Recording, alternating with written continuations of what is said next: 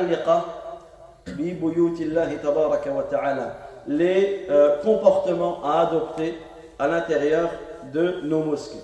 Donc hier, on a cité qu'en réalité, on peut étudier ce chapitre par 5 choses. Premièrement, c'est al-isti'dad, la préparation. Tu te dois de te préparer. Tu es chez toi et tu te prépares à venir à la mosquée. Deuxièmement, c'est le comportement à adopter sur le chemin de la mosquée. Troisièmement, c'est le comportement à adopter, les règles relatives lorsque tu entres dans la mosquée.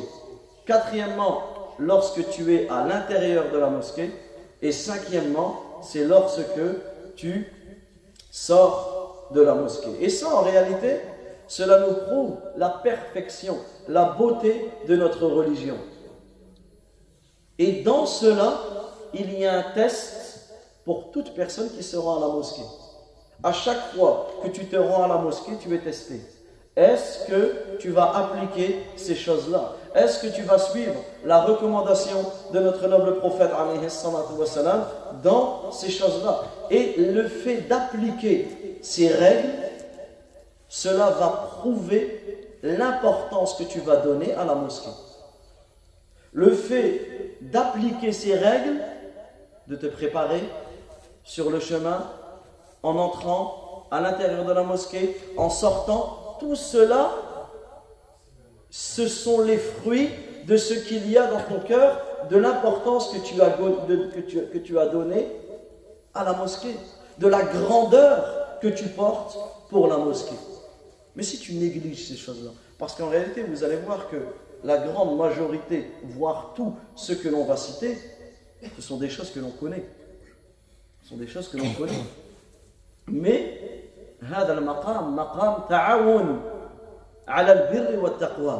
mais le fait de se rappeler cela, c'est pour s'entraider dans le bien et dans la piété. C'est ça l'objectif. Donc des choses que l'on connaît, mais que pour beaucoup on n'applique pas. Et ça revient à quoi?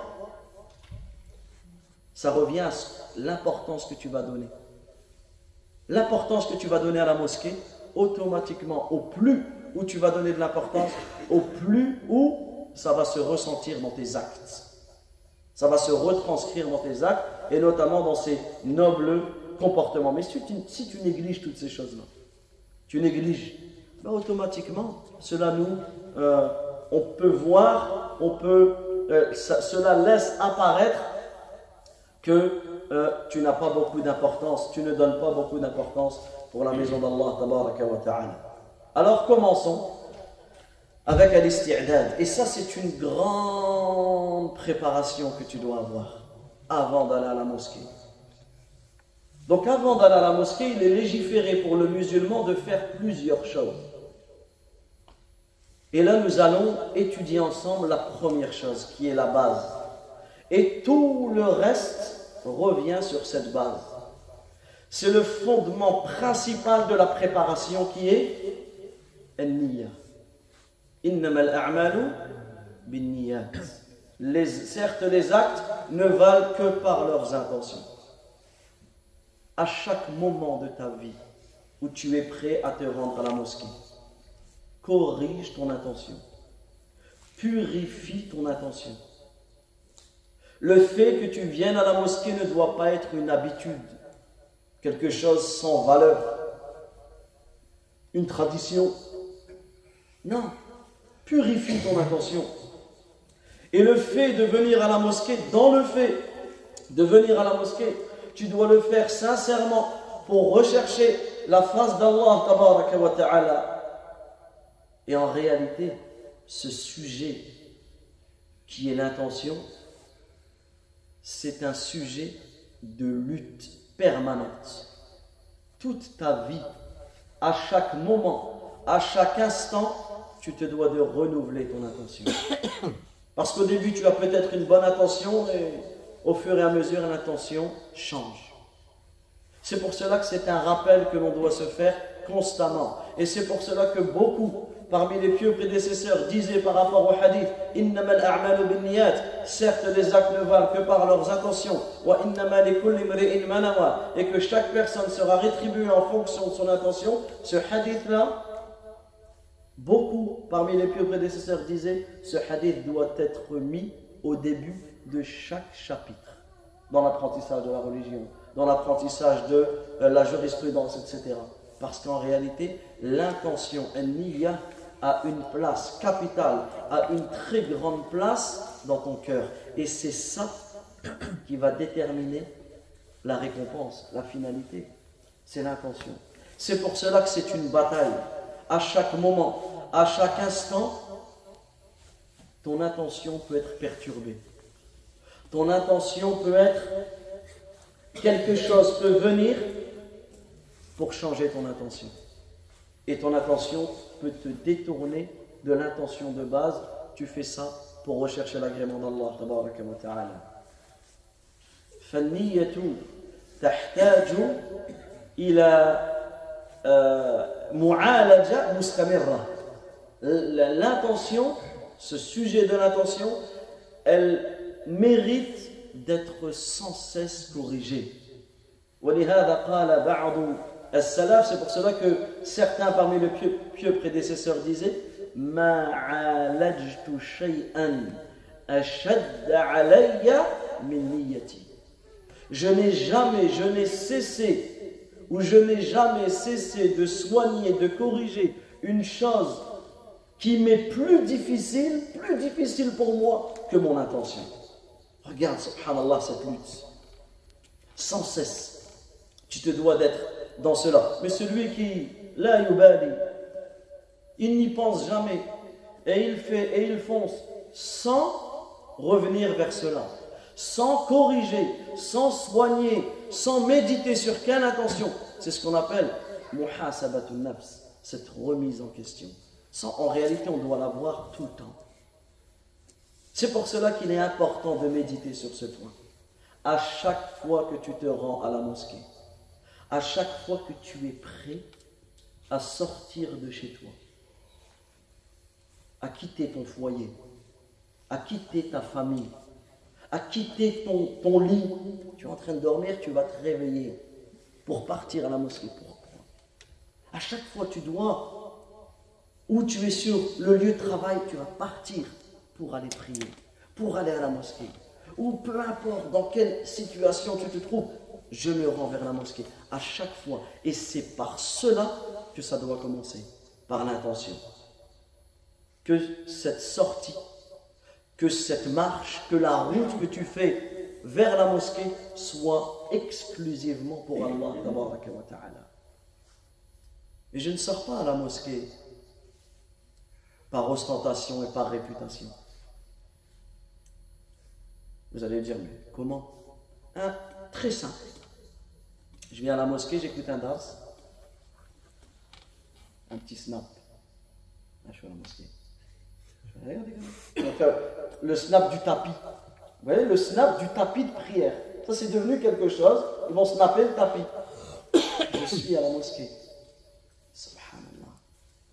Ça veut dire que les gens ont besoin de savoir que tu es à la mosquée. Mais revois ton intention. Certains sont gentils, ils vont aller au tapis.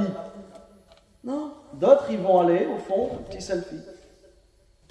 Je suis à la mosquée, à Tourcoing, à Médine, à la Mecque. Alors à la Mecque et à Médine, je vais essayer de ne pas rentrer dedans parce que sinon ça va nous prendre tout le cours. Mais non, subhanallah, je suis obligé de rentrer dedans. Des personnes, la Kaaba est en face d'eux, ils ne la regardent même pas. Ils te regardent et disent, tu peux me prendre une photo? Donc déjà, toi, quand on te pose cette question, refuse catégoriquement, je ne prends pas de photo. Pourquoi? Pour enseigner aux autres, parce que si tu es là et tu... Non. Pour qu'ils comprennent, il y a peut-être quelque chose de pas bien dedans. Je ne vous prends pas la photo. Ensuite, tu observes. Donc lui, la Kaaba, elle est là. Lui, il est en train de discuter. La photo, elle est là. Il va le laisser là, comme ça. Comme s'il faisait dehors. La photo, elle s'arrête, ça y est, il n'y a rien dit. Hein. Pour vous dire, regardez, ça m'est arrivé il y a quelques semaines. J'étais assis avec un frère, on était à la Mecque, et deux frères ils viennent. Donc ils venaient d'un autre pays. Ça je l'ai su après, parce qu'écoutez bien, dans la première chose qu'ils viennent, donc ils nous salam, alhamdoulilah c'est déjà ça, et tout de suite ils nous demandent de prendre une photo. Donc moi je lui explique, je m'écarte, et le frère il est là, il ne sait pas, il prend la photo avec eux. Il n'y a même pas eu de discussion. Regardez ce qu'il fait le frère, il fait semblant de discuter avec lui. Il prend la photo et il part. Je l'ai rappelé, je dis, assis-toi. Je dis, au minimum, discute. Au minimum, qu'on ait cette fraternité, que je sais d'où tu viens, pourquoi tu fais exprès de me parler? Donc en fait, on est des mannequins. Et ça, c'est un gros problème. Et c'est là, subhanallah, vous savez ce qu'il disait le prophète, alayhi salatu wa salam, Rasulullah, le messager d'Allah, sallallahu alayhi wa sallam.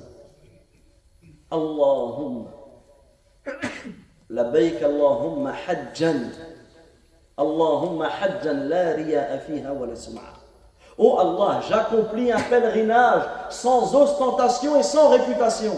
Le prophète sallallahu alayhi wa sallam dit cela. Et aujourd'hui, tu vois la génération Snapchat, des tawaf en live sur TikTok.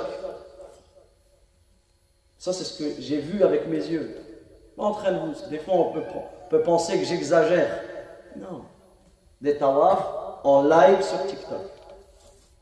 Un jour, je prends un groupe avec un frère. Donc, lui, il est arrivé en retard. Donc, je reprends le frère personnellement. C'est la première fois de sa vie qu'il vient à Médine. Je lui dis, Akhi, suis-moi, on va aller passer le salam au prophète sallallahu alayhi wa sallam. Imagine, tu vas faire cette adoration où tu as le prophète alayhi salatu wa sallam, Abu Bakr, Omar, tu es là et tu leur passes le salam. Ils sont à quelques mètres de toi.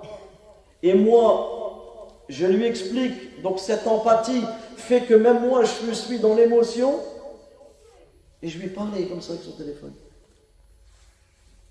Je ne comprends pas. Je dis, Akhi, il me dit, ok, c'est quoi, je dois dire quoi? Et il a plongé dans le téléphone. Ah, subhanallah, il m'a éteint. Éteint. Je ne savais plus comment, quoi dire, quoi faire, que je ne peux plus. Pour te dire qu'en réalité, ça c'est des choses. Et on vient à la mosquée. Mais pourquoi? C'est pour cela que le sujet de l'intention y est capital. Le sujet, et en réalité, on vit tellement dedans qu'on s'en rend plus compte.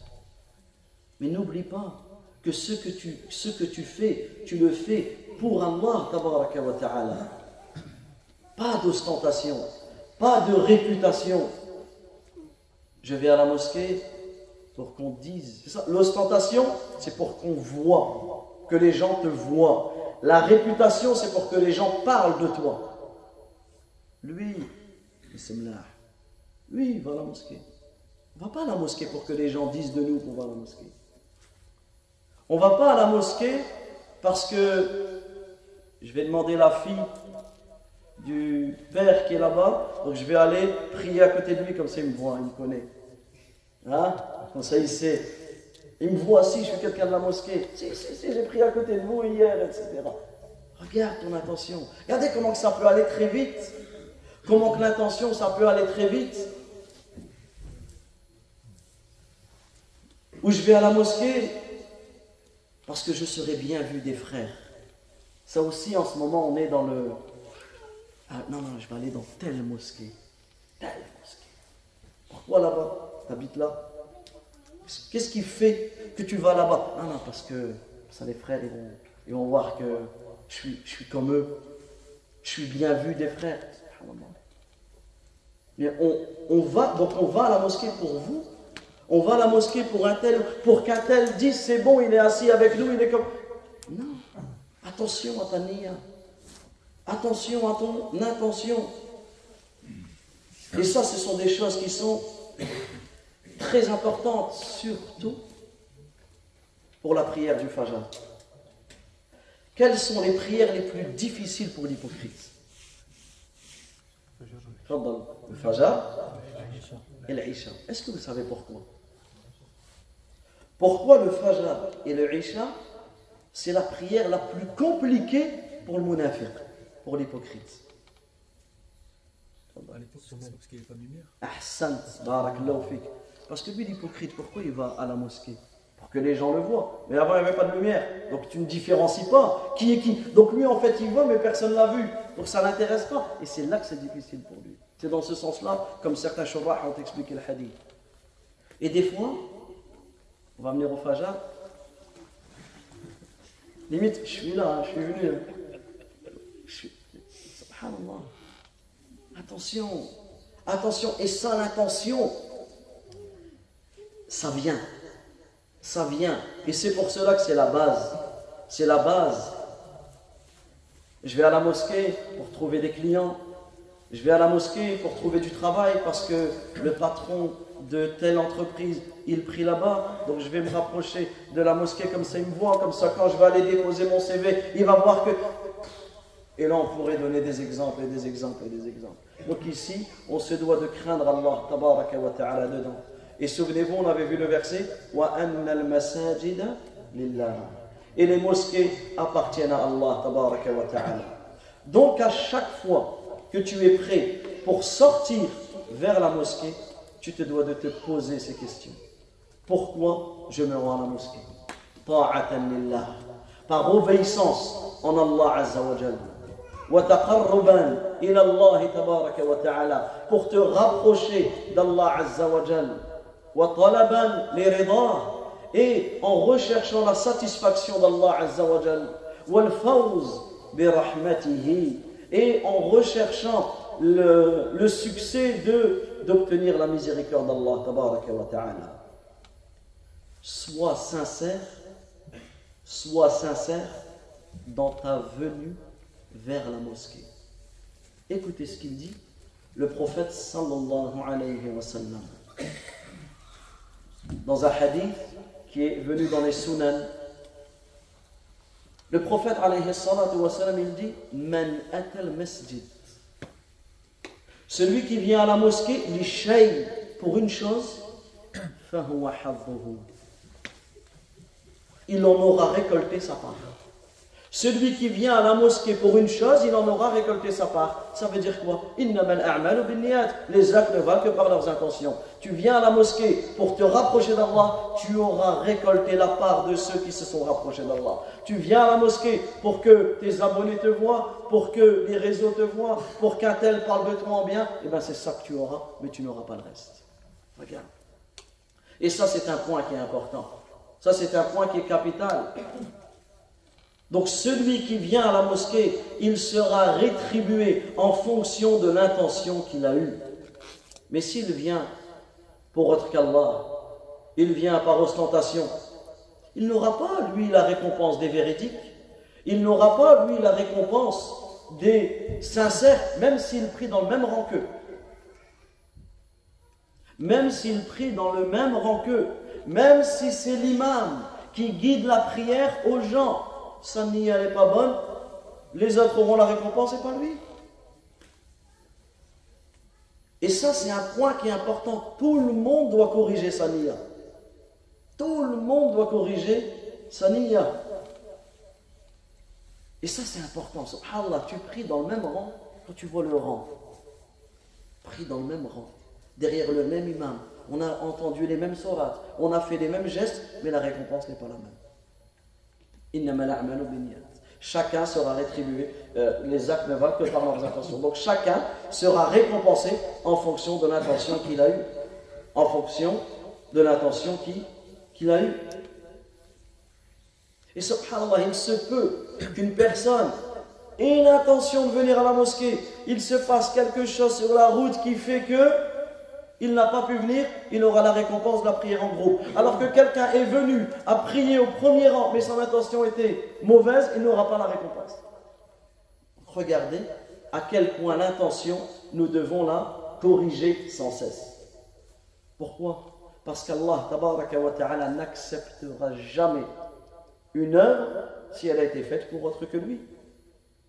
Et dans certains hadiths, donc déjà dans le hadith Qudsi, le prophète alayhi salatu wa sallam, il nous informe qu'Allah tabaraka wa ta'ala dit Ana aghna shuraka'i 'ani shirk.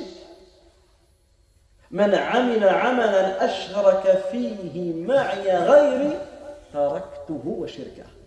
Dans le sens de la parole, Ana aghna shuraka'i 'ani shirk, je suis celui qui me passe des associés.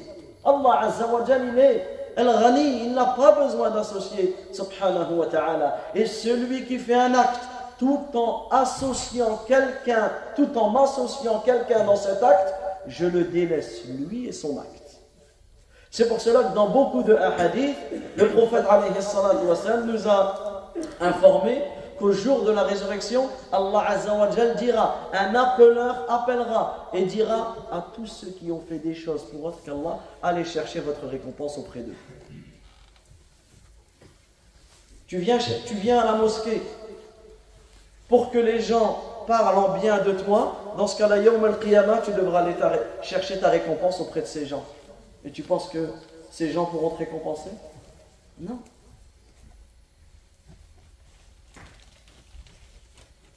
Mais ça, c'est une question qui est capitale. Pourquoi je viens à la mosquée?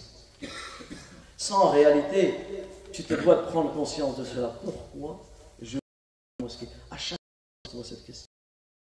Et ça, dans ton cœur. Dans ton cœur,